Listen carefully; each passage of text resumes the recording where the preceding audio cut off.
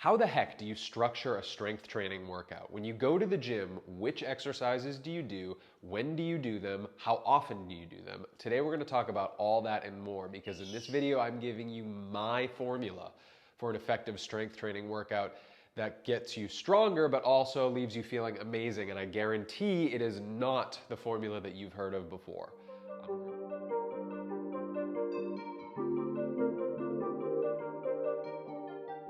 I'm Griffin from the North Star Body. Welcome to my channel where we talk next level tips on fitness, stress management, and physical self-expression, with breathing being at the center of it all. So if that sounds up your alley, make sure you subscribe so you don't miss a video, and give this one a like. It really helps a lot. We're being joined off camera by Shemps, the canary. So let's talk strength and resistance training. Strength is one of many attributes of fitness, so we're not talking about the rest today. We're not talking about cardio and mobility and speed and all of that stuff. We are talking about if we are walking into the gym or if we're at home doing a workout and we are going to start, what does that workout look like from beginning to end? So we're not talking about what does our week look like and what different types of workouts do we do throughout the week. We're saying today is a day where I'm focusing on resistance training.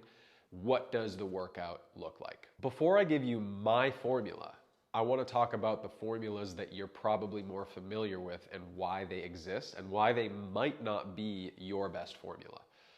The first is the formula from bodybuilding. If your workout is structured around naming muscle groups, that comes from bodybuilding.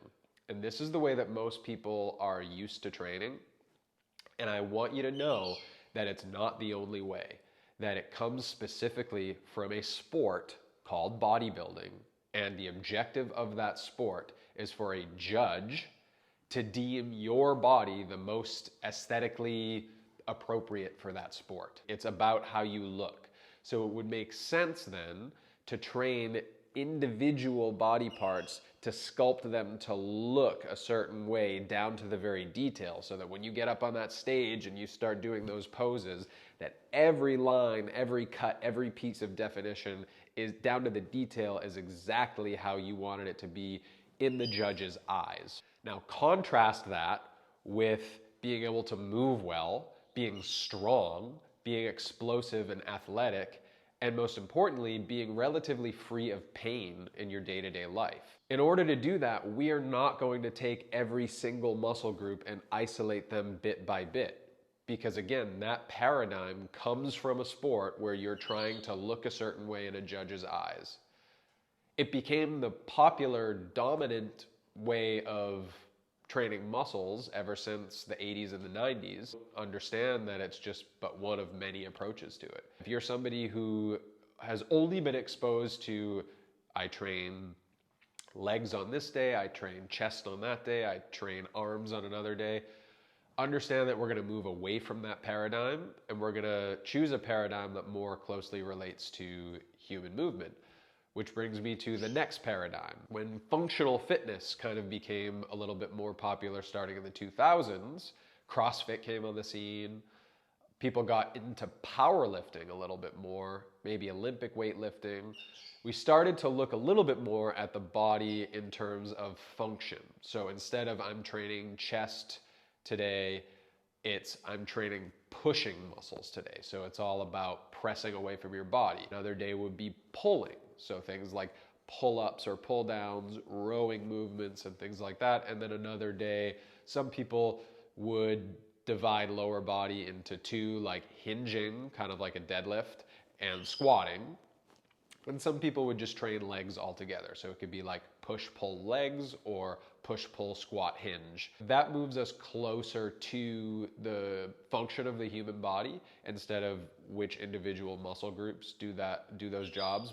But I'm going to take it a step further and say that primary movement patterns don't really involve just pushing for the sake of pushing or pulling for the sake of pulling. That our muscles have to serve the purpose of the ultimate primary human movement, which is the gait cycle or the walking and the running pattern. This doesn't mean that we can't push. It doesn't mean we don't push or pull or squat or hinge. But it means if we are going to go into the gym several days a week, and we are going to push our muscles to adapt. I want my training to support what my body is naturally supposed to do, which is move forward on two legs without pain, and to be able to do it well, and to be able to do it fast and powerfully and resiliently. Beyond that, I can choose to do other stuff, but I want the core of my training to be supporting that movement pattern. And if the core of my training gets in the way of that movement pattern, or makes it worse, or messes with my posture in a way where I'm stiff or in pain when I'm walking, something's wrong. And I think that if we too much prioritize pushing for the sake of pushing, pulling for the sake of pulling, hinging for the sake of hinging, etc., that we end up with compensations that affect the way we walk and run, and I don't like that. Where I want you to go is from somebody who's saying, well, I don't know, I guess I'm just supposed to train this muscle and these muscles, to somebody saying, okay, I do need to train all these muscles, but what's their purpose and what do I want to get out of them? Which brings me to my formula. Weekly, I do an upper-lower split. So I only strength train twice a week. I do other things, that will be for another video in terms of programming per week, but I keep busy doing lots of types of movement that I love. So if I'm gonna walk into a gym and focus on strength training, resistance training, working my muscles, I'm doing that twice a week. I do one day is an upper body day, the other day is a lower body day. Sometimes I'll do 2 total body days, but more often than not, it's an upper and then a lower. Here's the meat and potatoes of the video. When I go in, what am I doing? The first thing I'm going to do is I'm going to get my core body temperature up. That's literally warming up. And the reason is a lot of people just neglect that. And it's one of the easiest ways to avoid unnecessary injury is to make sure that you are warm, that the temperature inside your body actually is up and ready to go. The way to do that, or the way to know if you're warm, is if you've just broken a sweat. And you don't have to be dripping sweat just in your warm up, but usually when you get that sweat line right above the brow, usually that means your core body temperature is good to go and you can move on. I usually do 5 minutes of either a jog, or sometimes I just like to dance, or sometimes I'll do some shadow boxing. After we've broken a sweat, I move on to a dynamic warm up. It's gonna be an opportunity for me to move a little bit more, with a little bit more athleticism, while still just getting the joints moving, not too much stress on the body, and continuing to keep that core temperature up. So these are things like high knees, butt kicks, track and field drills like A marches and A skips, side shuffles, grapevines, things like that, where I spend about 3 to 5 minutes getting into an athletic groove to just create a little bit of force in different directions, absorb force in different directions. And I'm also working on controlling my breathing because if you know from my other videos, that's super important, especially during the warm-up, making sure my breathing is matching the intensity of the work that I'm doing. After I've done a dynamic warm-up, I'm gonna move into some stability work. And depending on what I'm doing, the stability work, it can be an unloaded version of the movement that I'm going to do with weights or loaded up. So for example, if I'm going to do a squat, I could do body weight squat, or holding an isometric. I like to do the one-of-a-kind fitness squats pretty much exclusively. So I might hold along isometric at the bottom of that OKF style squat. I also might do any of the other OKF foundations movements. I'll also use some movements from the Tiger Transformation, things that are going to wake up primary stabilizers and drivers for the movements I'm doing. So if it's an upper body day, I'm going to do a lot of work with the OKF reactive balls for my shoulders and the muscles surrounding the shoulders. If it's a lower body day, like I said, I'm going to do some isometric squat holds, or maybe some stability shuffles, rhythm squats. And I'm going to choose 2 to 3 movements, and I do about 2 sets of each, so it's really not that long. Then I like to move into plyometrics, and this is really only for lower body days, even though I will include some on upper body days doing a lower body plyometric. And plyometric just basically means impact training, jump training, just training the springs. I like to do box jumps. They could be depth drops off of the box. Sometimes I'll do broad jumps, so I'll set up like the little steppers and I'll jump over several of them. And I'll do 2 to 3 sets of those, and those are pretty low repetitions, maybe 5 to 8 repetitions. More about quality, elasticity, power. It's not about fatigue, especially because it can be pretty strenuous on the tendons, so we don't want to overdo it here. So minimal sets, minimal reps, just focusing on skill, on quality of movement. Sometimes if I need a lower intensity plyometric, I'll do some hops, or I'll do some freestyle dancing. Hip hop style stuff. I'm not that great at it, but I'm getting better, and it's fun for me because exercise should be fun to some degree. After the plyos, I'll get into the main strength movements, and usually basically 2 movements for the upper body or 2 movements for the lower body. I don't spend a ton of time. I do like to push the volume if I can. So I really think it works better for me to choose a minimal variety but do many sets of them. And many for me is 5 sets. So I'll do at least 3 sets. If I can get 4 or 5, that's great. So if it's a lower body day, I might choose the OKF level 2 squat. I might do that in a way that is for reps, so I might do that concentrically. And then I might choose a single leg squat and do that isometrically, meaning holding it for time.